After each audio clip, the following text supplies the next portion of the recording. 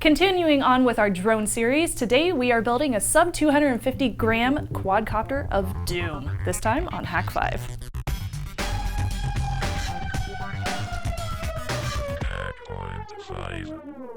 Hello and welcome to Hak5. My name is Darren Kitchen. My name is Shannon Morse. It's your weekly dose of Technolust. Welcome to the second episode of our 20th season, where we are moving on with our series about building a drone. Hooray. Oh, it's a drone of doom, though. It is a drone of doom. I'm going to go with that because just off the bat, we're going to say quadcopter, small unmanned aerial system, model aircraft. You already did that. Just making sure that we cover our bases. So now we're going to say drone, and I don't care. So just email us and leave us comments about why it's all wrong terminology. That's fine. And why a PC and a Mac are the same thing, but we still make differentiations even though, never mind. So we should probably tell them why we're doing this today. Like, what is our goal for this episode? Well, our goal is to start the build process. So if you were following along with last week, you know that we talked about all of the different components of your standard model aircraft, right. Specifically a quadcopter because it's kind of one of the easier builds. Yeah. And we want to introduce people to this sport because it's a really fun hobby, and we're going with a very general build. Okay. Something that's easy to learn on, and something where it sets the foundation so that if you want to continue in this hobby, you can apply the same practices towards building even bigger ones, whether it be a bigger quadcopter or a hexacopter or an octocopter or a cephalopodicopter. What? It could just, you never know where it's going to go. Is that a thing? Yeah. What is it, Rule 42 is coming out? It's different rule, and people in the 34? Twitch chat room, I think it's 34. By the way, this is our first episode of Hak5 ever on Twitch, so this is kind of exciting. That's true, it is. Yeah, we just made an account over at twitch.tv/Hak5. We intend to do live streams of our episode tapings, so if you want to join in those, we'll tweet them. You can follow us at Hak5 if you want to join in the chat room while we record our shows in the future. Yay. Hooray. So that'll be fun. Okay. So we should probably get started with, since we're building something, how are we going to get started? Should we do the components first? Well, we should start with a very fair warning, which is, first of all, we're going to be using some tools that get hot and can hurt you. We're going to use tools that can cut you. Yes. We're going to use motors which can severely damage your internal organs if you do it wrong.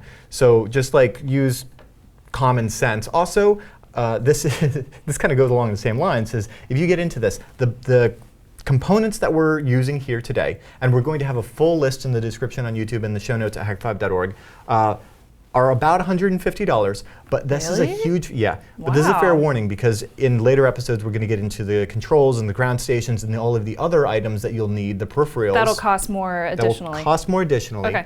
Thankfully, those, I always recommend going with a little higher quality controllers and goggles and antennas and stuff because you don't crash them typically. Gotcha. If you do, you're doing it wrong. And so this is just a fair warning that this little rabbit hole can go very far. So if you're not looking to pick up a very expensive hobby, stick with the toys. Okay. Because they're fun too. Components. Where do we start? So, just like following up with last week's episode, we're going to start with the heart and then work our way out. And all of this is going to require a frame to build on top of. Yeah, so we're going to use a unibody frame for this build, and this is a 210 millimeter rotor to rotor. So if I take this tool there, and oh, you know what? It's not even big enough. Should have tested that before. So it's 200 from one end to the other? This is 210 millimeters from the center of the motor to the center of the motor diagonally. Gotcha. That's how they're, and this is what you call an H frame. So it's actually not 210 from here to here. Oh, look at me. We're actually using a cutting board that has centimeters built into it. So you could see over there. But essentially, what we end up with is something like 140 millimeters from here to here, and 210 millimeters from there to there. And this is what's called an H frame. And the reason for that is this frame, as opposed to a just straight up X. A straight up X is the easiest to build. It's the easiest to tune in software. This is not a straight X. No, it's not. But what it does is it gives us this nice fuselage section here. And so what this will do is it will become a really nice home for all of our components. Cool. You'll notice, in fact, that this end is further out than this end. Yes. So this will be the front of the craft. And the reason for that is we will end up putting a camera here. And by having the camera here, instead of if it was a traditional X being in the center, our field of view from that camera is hopefully not going to see the propellers. So it won't get obstructed by those two propellers. Right, Gotcha. which means we'll have much nicer video. Okay. So that's our frame. Got the frame. I'm starting with a 210 here because it's basically like the larger the quadcopter, the kind of easier it is to handle, the easier it is to build. But at the same time, our goal here is to create something that's in what I call the fun zone, and that is 250 grams or less. And the reason for that has to do with the FAA new regulations for registration and just kind of bypassing that by using the exemption of anything 8.8 ounces or 250 grams or less. And so that's our design goal for this particular build, which is going to be fun. You have a lot of parts here, and I feel like it's going to be kind of heavy. It will be. It will be at first. One of the first parts of any build is to assemble all of our components and then to weigh them. So if you don't already, and we're going to get into all the tools you'll need, but just right off, you're going to need a gram scale. Okay. So Google the local price of black tar heroin in your particular area, and then right after that, go to Amazon and get yourself a gram scale, just because it throws the NSA off track. Great idea. Okay, so first we have the frame. Next we have the, wait, I remember this, the flight controller? Yes. So we're going to start from the inside out. So let's just start stacking them all up. In fact, I've got my nifty drug calculator here. So go ahead and turn on. So horrible. And tar that. Okay. So this is the bottom section of our carbon fiber frame, right? And it already is 60 grams. And this is worth noting on this particular craft here. I'm going to use this. You can see here that this is carbon fiber, which is pretty resilient. And I'm going to open that up, and you can see that this is about, what is that, 3? Yeah, this is about 3 millimeters thick. You can find frames that are like 4 and 5 millimeters thick. I think, honestly, for the kind of flight that we're going to do, this is going to be strong enough, considering there are even ones that are even like smaller at 2 millimeters. So if you went with something 2 millimeters, it would be a lot lighter. Obviously, more would be heavier.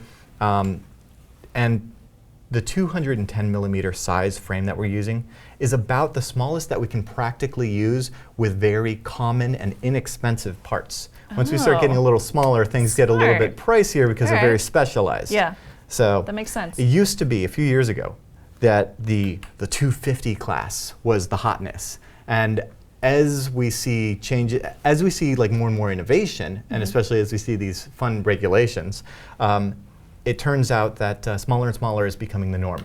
So 210 is a very good place to start. Okay, cool. So already budgeted with our frame, we're at 60 grams there. Of course, the frame does come with a few bits and bobs, so we have our top frame right there. Yes. So that goes on top of all the computer pieces in the middle. Yep, and that's going to add protection. We also have a few parts here. Now these, we're actually not going to use. Oh. These are cutouts for typical board cameras. We're not going to get into the FPV yet. The video system, but when we do, you'll see why we're not using these. So first of all, we're already saving a few grams at least. Cool. Yeah, we're saving 6.5 grams there. Okay. By not using those. And we're also going to notice that typically with these frames, what'll happen is you get a frame kit and you'll get some hardware. So we have these screws here. Yay, screws. Yay, screws. Screws are heavy. Screws are heavy, and in addition to screws, we also have, here they are, and we have these standoffs. Okay, so what those are going to do is these little risers here, these little metal guys, are going to basically sit right here, and we're going to put 6 of these, and then the frame will go on top. Oh. Now, you notice something? Well, first of all, if I put all these down, and, okay, so we got 8 grams worth of those, and then we're going to need 12 of these, so, I don't know, we'll guess and say that's about 12, right? Sure. That's a lot. Yeah, that's like 13 grams. That's a lot of grams. In hardware. Yeah. Okay, so this may be a little controversial when I say this, But I've had very good experience using this technique. And so I'm just going to go out there and say, since we are going for a very light craft, we're going to save some weight and some size on our risers and our hardware and not use them. Instead, we'll use these. Check these out. These are really cool. So I highly recommend getting a pack of these nylon spacers, nylon nuts, and nylon screws because they weigh nothing. In fact, I already have all of the ones that we're going to be using for this. And if I just pour them on here, let me tar that again. Oops, tar. OK, so 0 grams. Wow. 2.5. That's a huge difference. Yeah. And it's awesome. all of those tiny little, a few grams here, a few grams there, that's going to make the biggest difference on this build. Cool, so nylon. Nylon. That's awesome. Good stuff. OK, so that's the frame. OK. OK, so I'm going to go ahead and just stack these on so that we have, here I'm going to use a little baggie. So what I like to do is kind of get an idea of what our overall weight is going to be before even beginning. Because since we are trying to make something that's under 250 grams. You don't want to build it all the way to the end and then just be like, crap, I'm 2 grams over. Well, 2 grams over wouldn't be a big deal because we could shave off here and there. But it's when you're like 40 grams over that you're like, whoa, OK, I went about this all wrong. Thankfully, when you are shopping for small unmanned aerial system or model aircraft parts, drone parts, they list the grams. They're really particular about doing this and really good about doing this. So thankfully, it's something where you can figure that out before you buy. OK. So we've got 70 grams now with our frame and our hardware. Now we're going to go to our power distribution board. OK. So the purpose of a power distribution board or a PDB is to take the place of a wiring harness, which would be a lot more expensive in terms of weight. And it also is nice because they're about the same size as our flight controllers, which means that we can have like a stack in the center where our power distribution and our flight controller will live. And they're just little PCBs here. I have 2, and if you want to take a look at the differences, basically, the one on the right is a pretty standard one. What's nice about this PDB, and we'll have links in the show notes and stuff, is this is actually a CC3D PDB, I believe, and we've got positive on the left and negative on the right. I prefer this. This isn't, you're not always going to find it in that configuration, but I prefer that instead of having negative, positive, negative, positive, negative, positive, negative, positive for our 4 motors. Yeah. Because it's a little less confusing. It's not even just that. I don't know about you, but I've had experience where the black wire likes to get going with the red wire, and it's not pretty. You don't want the positive and negative touching. So by having one on the left and one on the right, we're doing much better in that regard. OK. So in addition to taking our power in from our battery, the purpose of the power distribution board is, it's in the name, to distribute it. So it's going to take that electricity from our battery pack in this case. And it's going to displace it into the 4 different motors, right? Into our speed controllers and motors. Cool. Also, it will feed power to our video transmission system down the line, which is going to need a very particular voltage, as well as our flight controller, which is going to need a very particular voltage. So by getting a power distribution board that's a little bit smarter than, say, just a wiring harness of like a couple of wires and solder, this has the voltage regulators built in, which will allow us to go ahead and get all the voltages we want. Now I have 2 of them here. The one on the left we're not going to be using in this particular project, but I did want to mention it. This is really awesome for FPV. This is called the OSD PDB. And what those acronyms mean is this will do an inline on-screen display for your video system that will allow you to get voltage information and other battery information from your quadcopter. So as you're flying in your video goggles, you'll get like a fighter pilot overlay and have telemetry information and other good stuff that'll help you make the wisest decisions. Yay. Since we're going with something very generic here, we're going to use something simple for this squad and just go with our basic PDB. So if I get back to this guy, what are we at? Come on, boot up. There we go. So we're at 70, and then we throw on our PDB, and then we'll throw on the flight controller, and I'll talk about that. So our flight controller is this guy on the right, and you'll see they're both the same size. I forget exactly the pins, but they are, I think, 35 millimeters. They've got little holes there. No, they're 25. So the spacing is 25 or 27, I forget, millimeters. And you'll see on the frame there, we've got the same holes. So that what'll happen is we'll create a stack where first goes our power distribution board. So similar to what we discussed last week, it's very much like building a computer and how your motherboard fits in all the cases. Exactly. And then on top of that will go our flight controller.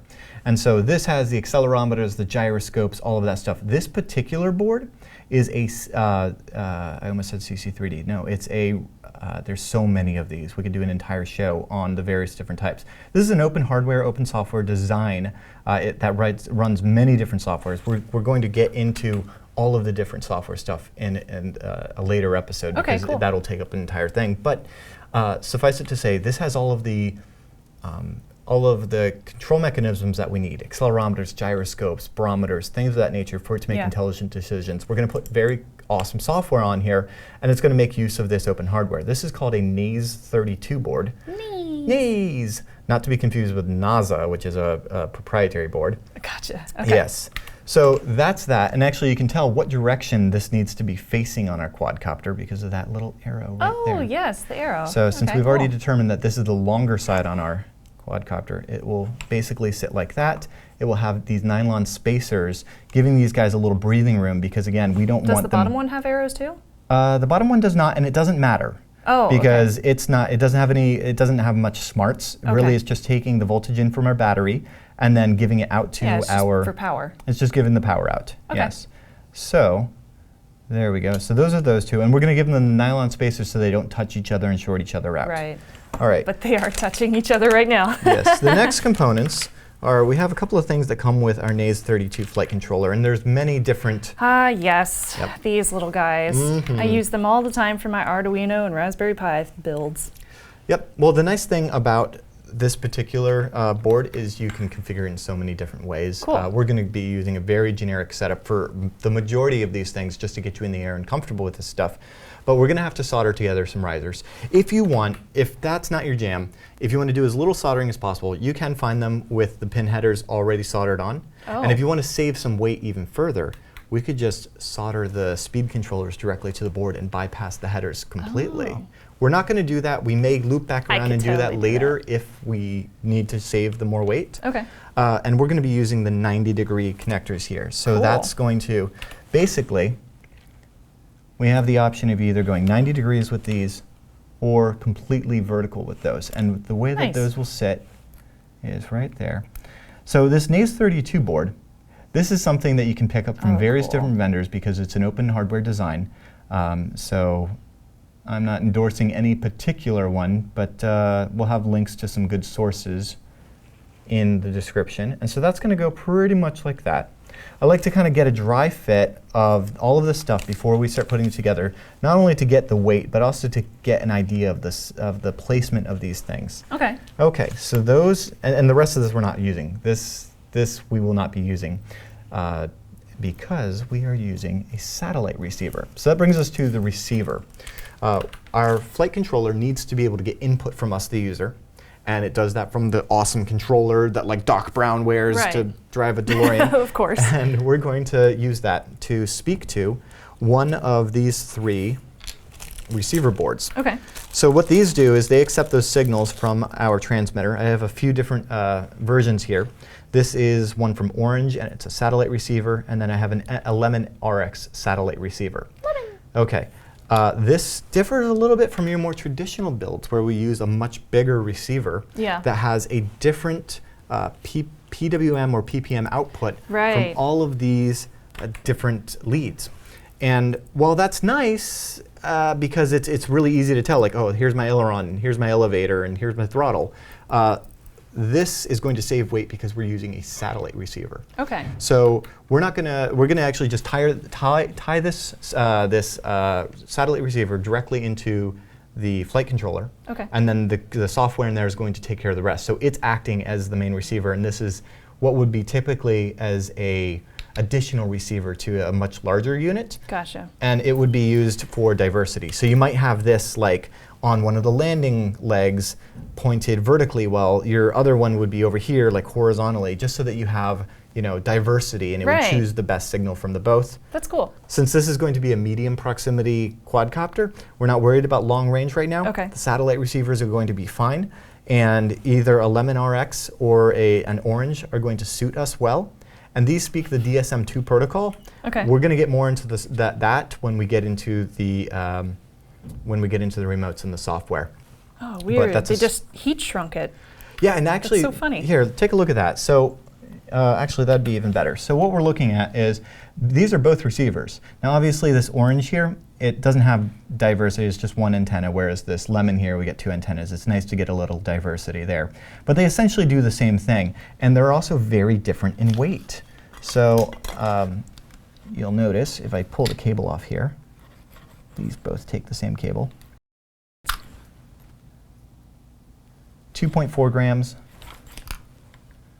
Versus 1.4 grams. So already, we could save an entire gram if we just took the tiny little screwdriver to that and take the case off and wrap it in a little Kapton tape or some heat shrink. Yeah, of course. So and you have plenty of that. Yes. I feel like something's missing here, Darren. Well, an important component that makes it take flight is... just, maybe some propellers and the Help. motors. Those would help as and well. this battery. Yep. It's heavy, power too. System. And our electronic speed controllers. Oh, yes, those, so to make sure that your propellers go the right speed. Let's start from the outside, from the inside out. Okay. So, as we can see here, we are already to... I wish it didn't keep falling asleep, but so far our build is weighing in at a mere 86 grams. But we need to add... Merely. we need to add 4 electronic speed controllers, which is why we're going to be using these. These are BLHeli 20 amp. We'll get into the whole math as far as like calculating that. But for this build, 20 amp is going to be plenty of headroom. Okay. And so we have that guy there. So you can see him labeled. And what this does is it takes the negative and positive voltage in, or from our red and black cables there, and then it transfers it to these three phase to run our motors. Awesome. Okay, and it's going to get information on how much power to give to the motor based on the signal that it receives from this wire here. This is the wire that's actually going to get tied into our flight controller. So remember those pins that we put on our flight controller that we haven't soldered yet? Those are going to plug into there. And then the flight controller is going to be able to vary how much power is going into each motor using these speed controllers, which is really amazing. That's so cool. So since we're building a quadcopter, obviously we're going to need, let's see, we got one there, we got another, it's 4, 5, 6, 7. I think I know what's going on here. Yes. Yeah. 2 is 1. 1 is none. Remember that. For any kind of builds, whether you're doing Raspberry Pis or Arduinos, or you're building a drone, or you're building a robot, or you're building a Cylon, always buy more than you actually need. Because it always happens, at least one of those components is going to fail. It won't work out of the box. And it'll either fail like it was DOA out of the box, which is always a bummer when you're talking about a $5 breadboards. A $5 part that is preventing you from being able to have your weekend build fun. I feel like this has happened another before. week, yeah. Or you get it out, and the first thing you do is crash, and you break your propellers, and then you realize, like, wow, if I had bought another $3 propeller, I'd be flying again. So that's why we get extras. Okay. So we're going to be using, let's just start with 4 of these BLHeli 20 amp ESCs. You want to open this guy while I continue on, and I will talk a little bit about the rest of the power system. So from the inside out, we've got our ESCs that tie into our power distribution board. They get the signals from the flight controller. They speak to the motors. Now, the motors are one of the biggest components that's going to make a huge difference in the drive of our system, because as we talked about last week, they're rated in kV, or how many RPMs per volt. And we also have to consider the fact that we're trying to keep things small here. So we want really lightweight, but we also want fast, and we also want small for our tiny little build of 210 millimeters here. So I'm going with slightly more expensive motors than you may typically need, but I prefer these T motors. Okay. Fancy. Yes. So this right here is a T motor MN 1804, and there's a very specific reason why I'm using these. Really, what you need to look at whenever you're buying, if you're going to follow along and build this 210 millimeter quadcopter, any 1804 is going to work. Any. These happen to be 2400 kV, so if you can find something in that range, 2300 kV, 2600 kV, that's all going to work just fine as well.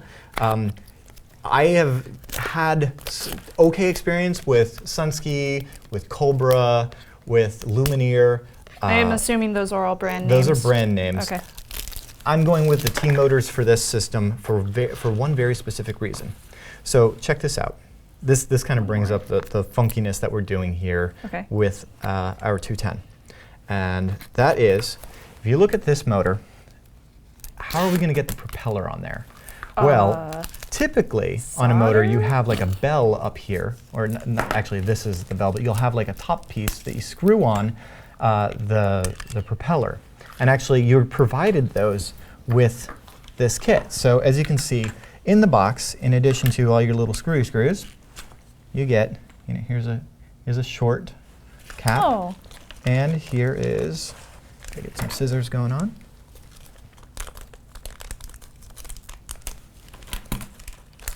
And here's a long cap, right? Oh. And this would be for your more traditional propeller blade that what you would do is you just unscrew these and you would pop the propeller right in through there and you screw this back on. So what this though is going to do is not only is this extra weight, but this is also extra vertical height. And that may not be important for most people. Yeah. So this is why I say when it comes to the motors, get whatever you can afford.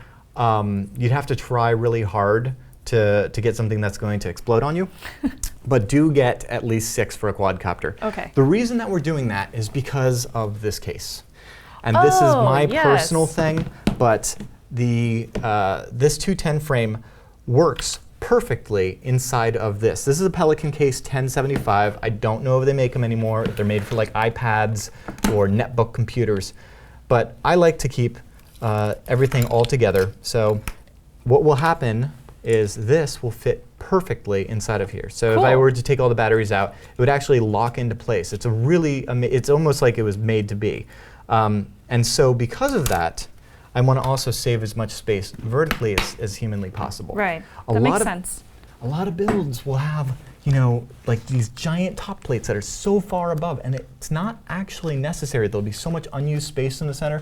We're going to make a really tight build. Okay. So that is the reason why instead of using, these little spacer guys, which come in either, we've got the tiny one here or the bigger one there, we're actually going to be just using these tiny little plates. So look at that. Cool. That's all it's going to be. That's tiny. Yes. Okay. Well, it's that plus 2 screws. So let me grab 2 screws. Are those nylon screws? No, they're okay. So these are not. They're just aluminum, right? But I'm going to put that down plus the 2 screws, and that is 1 gram. Wow.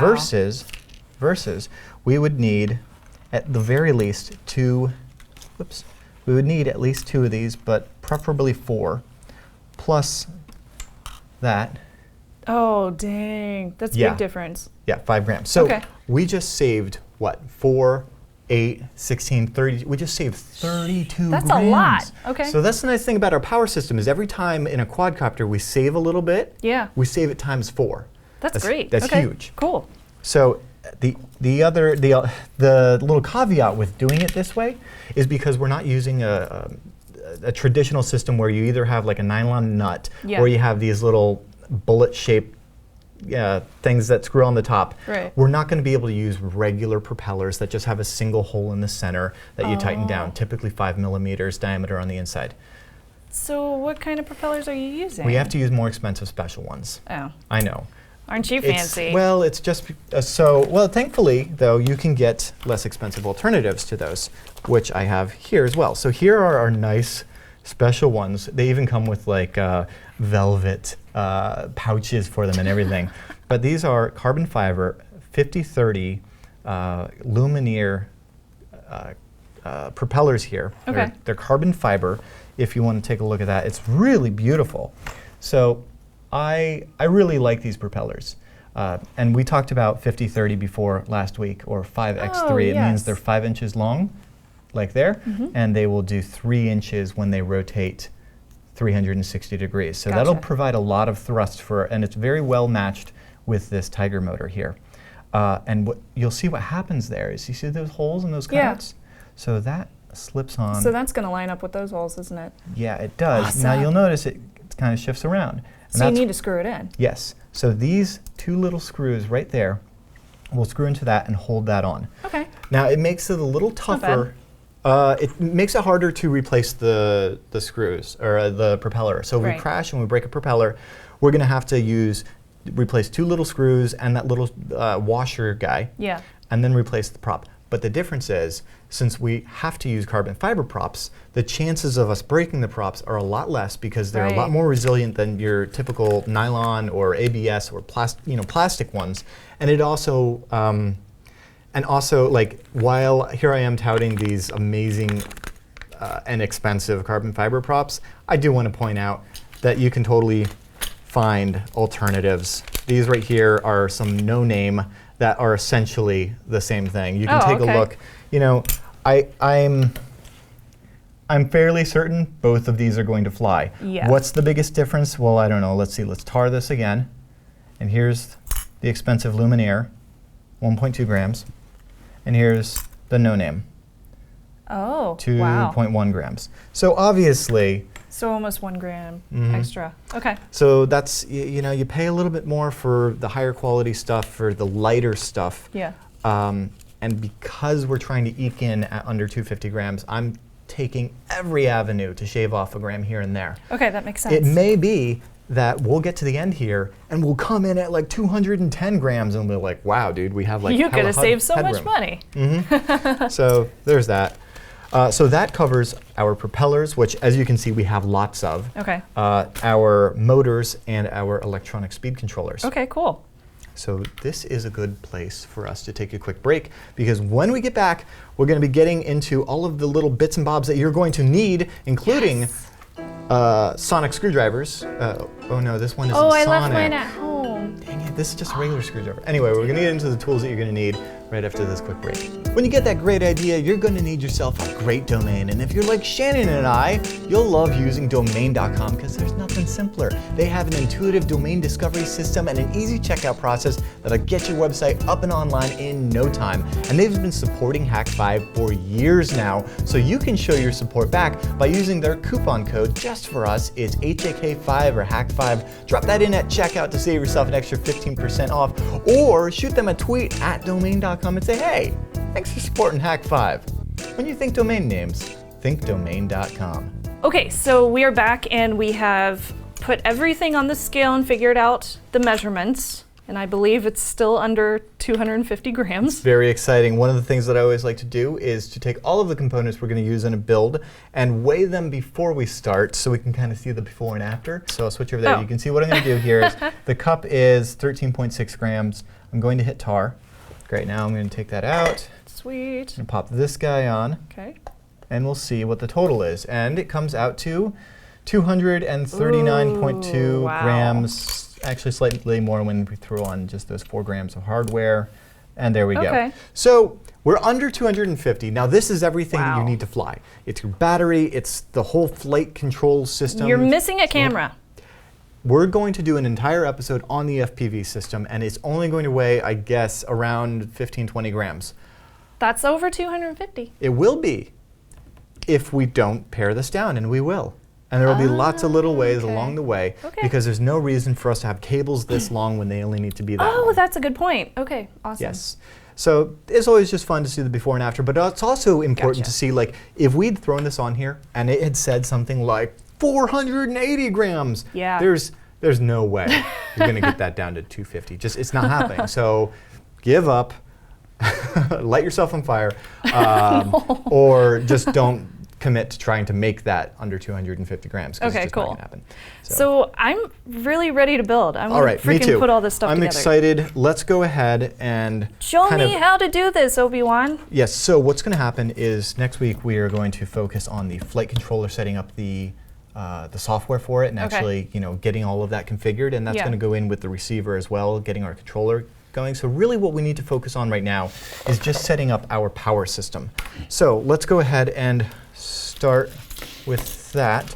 We're going to go ahead and just test fit, well, we actually know where these are going to go. So this is our power distribution board. That's going to go on first. Yeah. Then we're going to wire in our ESCs and screw in our motors. We're not going to put the propellers on until we're very ready to fly.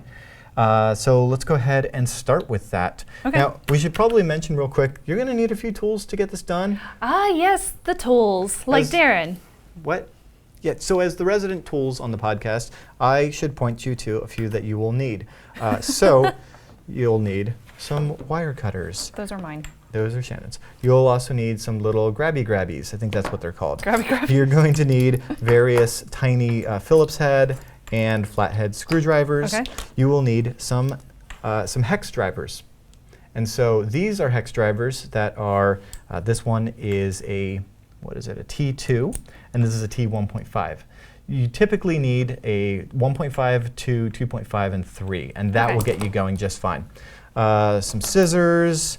These aren't necessary, but they make things a little easier. Likewise, a little multi-tool guy never hurts. Yes. That goes in my field kit.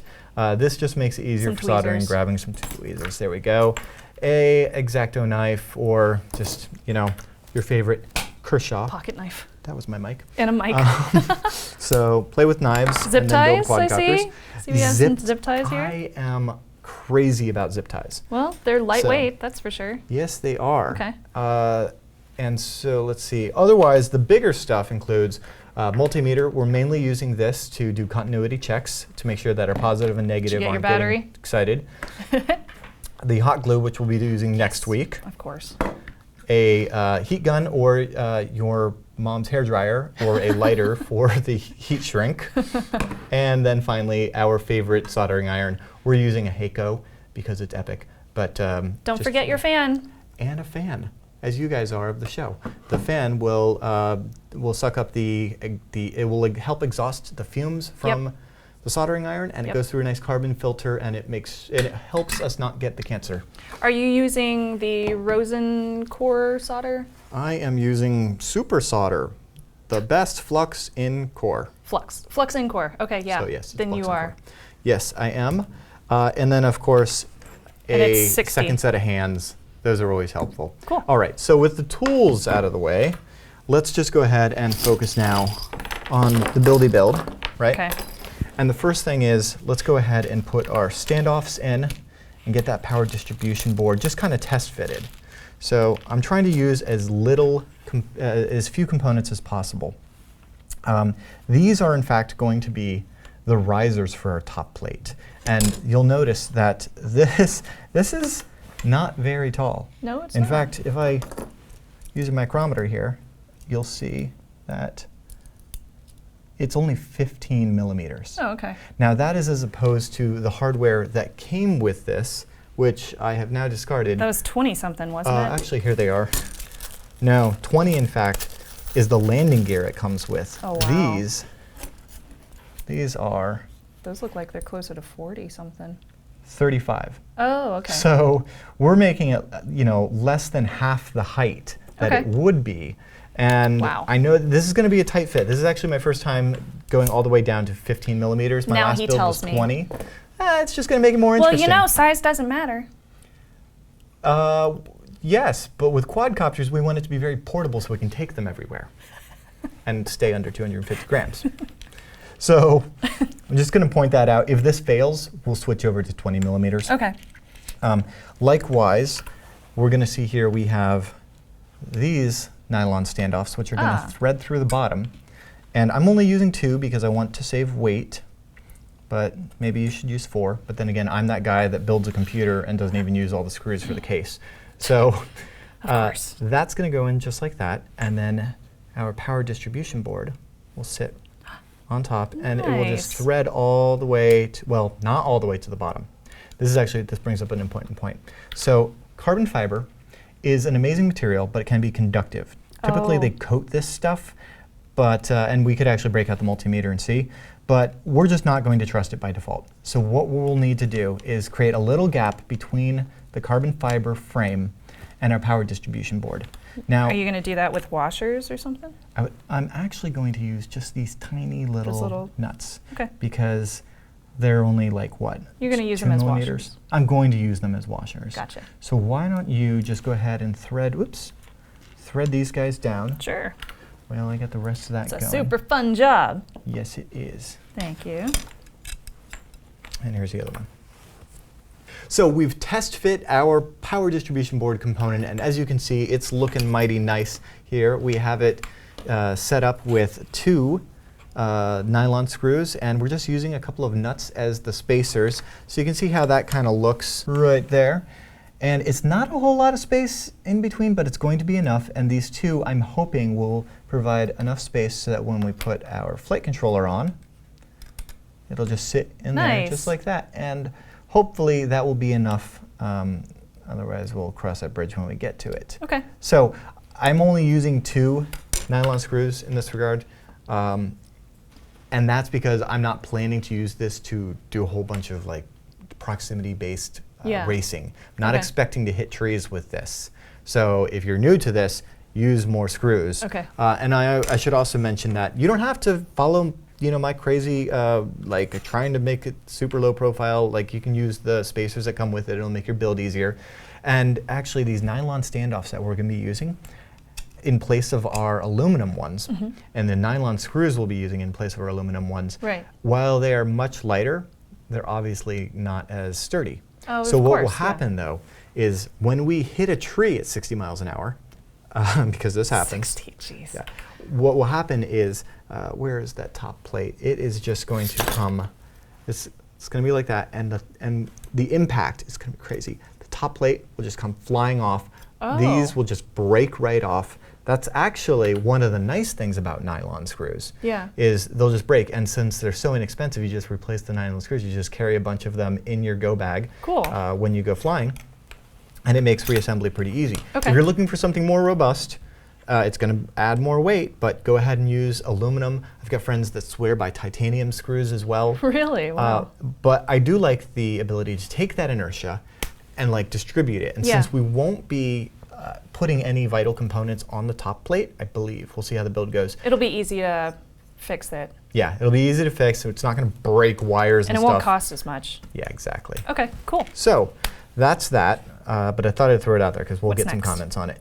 So the next thing is, we've got it screwed down. It's typically what I like to do is actually space out all of our components and then solder them down. Yeah. And I wouldn't with this on the board already because it's only being held on by nylon, but I think it'll be okay. So let's just leave it on and let's get our soldering going. Okay. So what we'll need to do is we've got positive on this side, we've got negative on that side. We need to get these pads all prepped to receive our the power from the electronic speed controllers and then to our battery pigtail, which will allow us to plug our little LiPo in. Let's tin them. Yeah, there you go. So why don't I set up the soldering station for you? Thank you. All right, Shannon, we have our PDB soldered. Thank you very much. Next part is to solder on our electronic speed controllers. Okay. But before we get to that, you'll notice something about these is that they have this nice little heat shrink and the logo and stuff. Yes, these are DYS BLHelis. They're kind of nice. And we need to actually get to these 3 wires here. We're going to take off these wires because they're extra weight, and we already have, since they connect to the motor, these 3 wires. There's no sense in having the motors bridging these wires. We'll just go ahead and solder the motors directly on at the right length. So you need to cut off all this plastic. Yeah, so why don't you go ahead and work on cutting those plastic, getting off this heat shrink, and then we'll place these on the arms. Okay. So we've stripped down the heat shrink off of our our electronic speed controllers. And that in of itself is not going to save a whole lot of weight. What will is that we're going to take the 3 leads off the end of this, and that is going to allow us to, save some weight and tidy up the build so we don't have excess wire going everywhere. Okay. I should probably mention we can go down a rabbit hole later about all of the idiosyncrasies of electronic speed controllers and the various open source firmware implementations and the cool features like KISS and one-shot and things of that nature. But for today, since we're just getting this going, we're just going to go with these BLHelis and they've already got the software loaded on them, so we don't even have to break out Arduinos and stuff like that. That's awesome. So there we go. Looks pretty good. And the next step is, Shannon, we need to now remove the 3 wires off of each of these. The 3 black ones. Yep, while still leaving a solder pad for us to solder new wires onto, and at the same time making sure that none of these touch each other. So for that, what I like to do is actually use the second set of hands, which makes it easy. And you'll notice that on this particular second set of hands, I've gone ahead and put a little bit of electric tape on there. Smart. And that's just so that we don't damage the PC board. Okay. So if you go ahead and pop one of those guys in there, and you'll see that's all it is. It's just you got a CPU and a bunch of FETs, and that'll take care of all the switching for us. Cool. And now let's just go ahead and unsolder these bad boys. Okay. I've already tinned the iron, so that's fine. The iron. The iron. The iron. I totally went southern there. My bad. Tin iron. I'm going to turn on the fan again. Yep. I unsoldered the wires, hopefully giving us a little bit of extra grams with our build. Yes. In fact, if I find those wires now, we can actually test. Here they are. Oh, fantastic. And I have the Black Tar Hero and calculator over here. And we'll just go ahead and put it on our gram scale. That's not our gram scale. That is. And so if I just toss those wires on, whoops, you will see we saved 4.5 grams. Okay. That is awesome. And you know, we're going to save even more, because let's talk about the placement. We're actually at the point now where we can start putting down the components. We're going to start soldering everything to each other. Awesome. And so we need to decide now, where are these electronic speed controllers going to go? Okay. I would say, while you could put them inside the fuselage, which is, you know, will make a prettier, tighter build, I find it nicer to leave that space in the fuselage open for our video gear. Gotcha. And instead put these on the arms. And there's a nice benefit to that, is that the propellers right above them are going to be spinning and cooling these down, which is good because you want, you know, these do get warm, all these FETs switching that fast. So if we just sit these in the center there, you'll see that we have plenty of room on, you know, this side. In fact, we'll even be trimming these down so that these wires can fit nicely. And additionally, now our motor, when we mount that there, you'll notice we have like so much extra wire on those motors. So that's going to save us another like 4 grams once we take off all 12. Right, right. So in total, we've probably saved 10 grams just in wiring when you add that all up, just so far. That's awesome. So let's go ahead and do that. So the thing, though, to mention here is, remember how we put that gap in between our PDB and the frame? And that's because this carbon fiber can be conductive. And so just to thwart any would-be short circuits, I'm going to go ahead, and now that we've removed the heat shrink, we're going to put some heat shrink back on. Yes, so I've already cut a few pieces for these size, and actually we can leave them down here for right now, because the next step is to get these placed down, and then to place our motors down, and then we're going to solder these 3 wires to the ESC in any order possible. Doesn't matter. And then next week we're actually going to heat shrink it down, because at that point we'll have decided what order to put these, and we'll talk about that more later. But suffice it to say, these on the arms will be totally fine. And to get us going, let's just go ahead and use a little bit of just any electric tape. It doesn't need to be pretty. Just to kind of like fit it and just make sure that everything lines up before we start cutting and soldering, because then we don't want to end up getting in a situation where it will obviously not fit. So if you want to just hold that ESC right there, and yeah, that looks good, right before the landing gear holes. Okay, so now that we have the boards put on there with electric tape, we're going to take the motors, screw them in, and then we're going to cut the wires and solder the wires to the boards. All right, so for that, the thing to notice here is the pattern on the back of this motor here. And you'll notice that it's not an even square. And oh, you're right. Yeah, so that's, different manufacturers use different layouts. And what you'll find with frames is you usually find this kind of universal pattern here. And so this pattern allows for many different manufacturers of motors to go ahead and line up with those holes. But that also means it'll move around if you don't stick it in there nice and tight. Yes, which is why we're going to need to screw this down really well, and why it's going to, notice notice the way that those wires are coming off. That's really nice. It would make sense for those to go out there. Depending on the frame, we may have a situation where if it doesn't have this kind of universal system, when you have all those holes, we may end up with a situation where it has to go off the side. Oh. And that's maybe not always the prettiest. So it's something to bear in mind. And if it does have to go off the side, I would prefer that you would go off the inside between the two arms rather than the outside, which protects it from the elements a little bit more when you do inevitably get into that crash, because you will. So that's just something to keep in mind when you're looking at different frames. So I like to go with the universal mounting option if you can. So the next step for us to do here is actually to screw this down. And I'm so thankful you're here, because this is always less fun to do by yourself. Extra 2 hands. Yeah, so why don't you hold that upside down. We'll do this upside down here. And I have a lot of the hardware that comes with these in this little box here. And before we even screw all these down, we're going to, and we'll take a much closer look at this with the close-up GoPro cam, but we're going to make sure that we are not dragging any of these on our bushings. You'll see what that means in a second. We have 2 different sizes of these tiny little screws. So I want to use as the least long as possible. And so a nice, easy way to figure that out, actually, is, if you want to switch to that, Shannon, before we get there, is I'll go ahead and put that screw on the end of my driver. And remember, this is a 3mm thick carbon fiber frame. If I put that screw there, you'll see that it lines up pretty much with it. So there's not going to be a whole lot biting on the other side. So obviously, we're not going to use that length. So let's take a look at the next length up we have, because these come in various lengths. So this screw. Well, that's better. Yeah. Well, it is better, except here's the problem, right? What we may have, if you look really close at this motor, there's the part on the bottom, which is what we'll be mounting to, and then there's the part that spins, right? So you can see that much nicer there. Well, what we'll want to make sure is that, you see how that goes?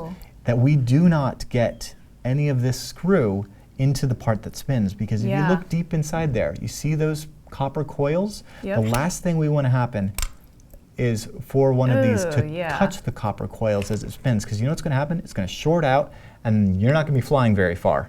So just make sure you're using the right length, and just bear in mind that you don't want to go too far. I think we have the appropriate length here. If we line this up, you see we've got about, what, 2mm coming off the bottom there? And we've got about a 2mm bottom there. Yeah, those, okay, that looks So these fine. are perfect. This is perfectly suited. You'll actually notice there's a pin at the very bottom, and that's going to sit in the center hole right here. So, just want to just do that quick little sanity check and make sure that you're not putting too big of a screw in or too little of a screw in. So with that, let's go ahead and get these guys screwed in. So if you want to hold that. Sure. Oops, let's flip the frame upside down, because this is not an upside down flyer. Although you can build them that way. That wouldn't work so well. There's no wrong way to build a quadcopter. And I found them earlier. Where were those screws? There they are. Okay, so you have 2 of them in there. Right, now notice this, right? We have to decide now which, we want to be able to get all 4 of them. Now, based on these holes, we're not going to be able to in that configuration. This is exactly what I was talking about. Rotate it so that the ends of those wires are going towards the inside of the frame. And now these outer holes, which are a little wider, to give us leeway if we're using small 1806 motors or larger 2204 motors, those should all line up. There it is. You got it? Yeah. Okay, cool. So with that lined up. Can you see it? Ooh, yeah, just barely. Okay, cool. Don't move. The first time you do this as well, you're going to be screwing into carbon fiber, and it will give you a little resistance, but just go in at a straight angle. Yeah, you got it. Open up a little bit. Now don't tighten them all down yet. Just put one in and then go, diagonally and do the next one. And leave them a little loose just in case you need to slide the whole thing around. And notice that I ran out of properly sized screws. So let me get some more from these little baggies. Here you go. Thank you.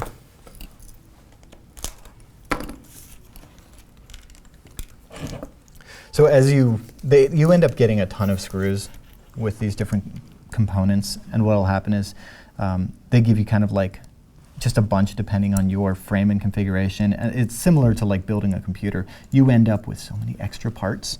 But keep those, because if you continue with the hobby, they will all get used later on.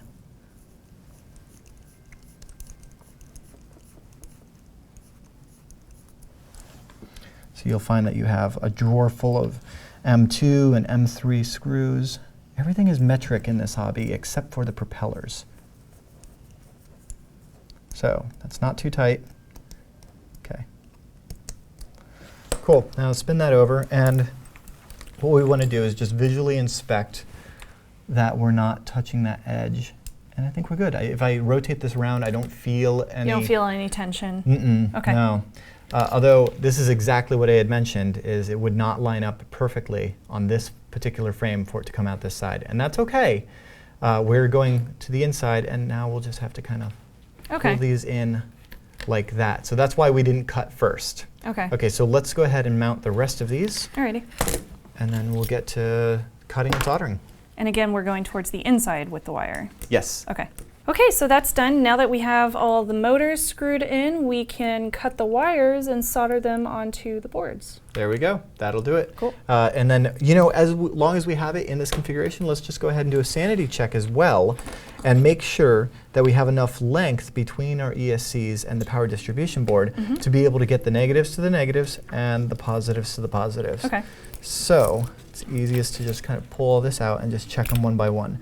So with this right here, our negative is on that side, and yep, it reaches, and that reaches, great. And you know what, I can even pull, well, I'll just leave them on. Yeah, I'll pull it off.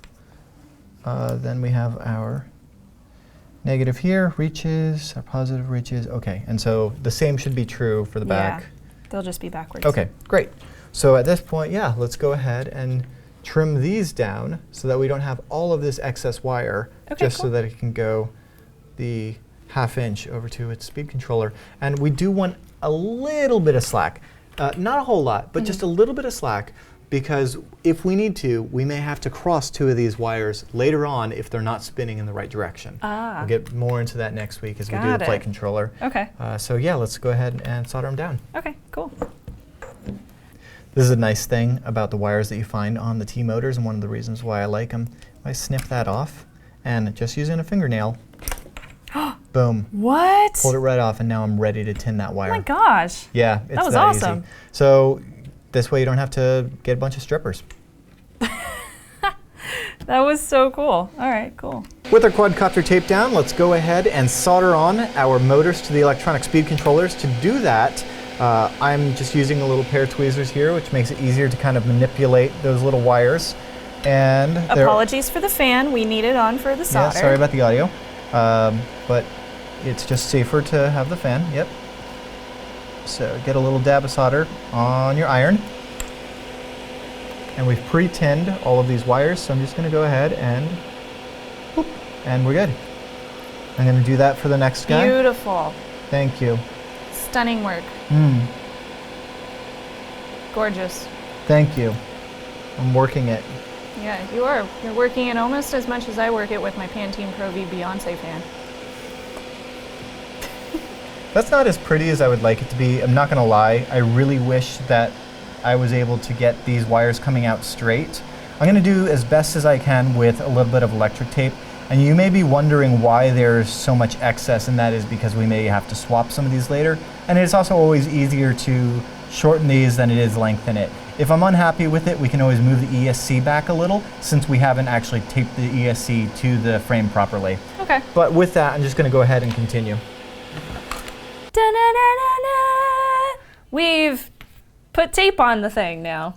No, we've done more than put tape on it, Shannon. We put tape on it, and we soldered all the things. What we've done is we've prettied it up in such a way that it will be so much easier to wire now our electronic speed controllers to our power distribution board.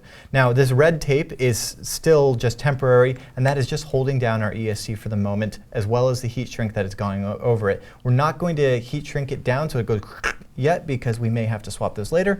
And at this point, really all we want to do is just go ahead and solder these guys onto our power distribution board. Red goes to positive, black goes to negative, and of course, we're going to try to trim as much of the wires down as possible. Cool. And the other thing is that we want them to overlap as little as possible because we're only using two tiny little nylon nuts as our spacers in this case. So we don't have a whole lot of room to work with here. Right.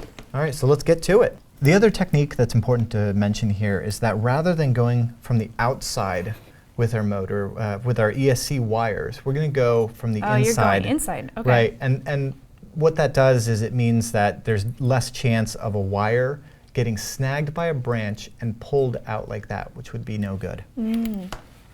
We have officially completed our power system. We soldered all the points, and we cut all the wires, and we taped all the things. No joke, did we? Look at this. But the tape will go away in the next episode. Seriously, this is how much we have removed, and if we put this on the scale, you'll see. Wow. It's a little over 8 grams. Oh my gosh, really? That we shaved off. So what was this to begin with? Just all the parts were 240. 240, yeah, just and about. we're only halfway through this build now, and So we've already taken. So now we're at 230. We're going to have plenty. Oh, we'll have plenty of room for an FPV. Room for the FPV system. Awesome, cool. Which last time I spec'd out is anywhere between 8 and 20 grams. It depends on how involved we want to get. Okay. But then we're in the good range. we are in the fun zone. So thank you, FAA, for creating an entire new class of quadcopters, which are light and nimble and fast and that's strong. so good. Anyway. Well, this was fun. So what are we going to do next week? So next week, we're going to build upon this. Now that we've completed the power system, sans props, but you don't put the props on until you're very ready to fly, we're going to go ahead and put the flight controller on. We're going to calibrate it with the software. We're going to load the software. We're going to configure it to this for these propellers. We're going to test them. We may have to swap some of the polarity on the power to get them to spin the right direction.